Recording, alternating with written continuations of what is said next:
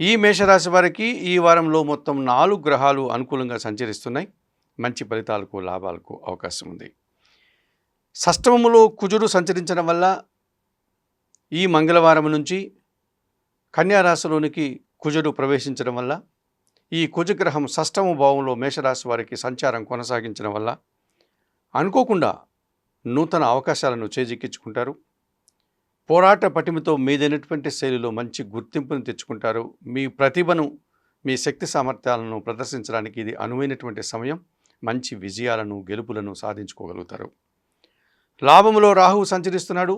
యథావిధిగానే విదేశీ వ్యవహారాలు కానీ, నూతన ఉద్యోగాలు కానీ, నూతన వ్యాపారాలు కానీ సానుకూలంగా ముందుకు సాగుతాయి.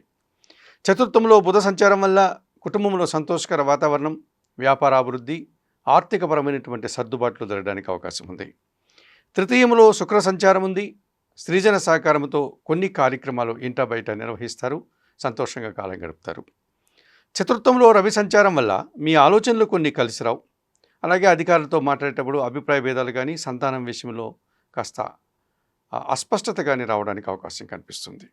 ఈ రాశి వారికి ఈ వారంలో మంగళ, బుధ, గురు, శుక్రవారాలు అనుకూలంగా ఉన్నాయి. దానాలు ఇచ్చేటువంటి క్రమంలో గోధుమలు కానీ, గోధుమ పిండి కానీ మీ కుటుంబంలో పనిచేసే పని వారికి దానం చేయండి. స్తోత్రపారాయణ విషయంలో ప్రతినిత్యం సూర్యాష్టకం చదువుకోండి. ఆలయ సందర్శన కార్యక్రమంలో భాగంగా మేషరాశి వారు ప్రతిరోజు ఉదయాన్నే నిద్రలేసి సూర్య భగవాన్ని దర్శించి నమస్కరించుకోవడం వల్ల మరింతగా మంచి ఫలితాలను అందుకోగలుగుతారు.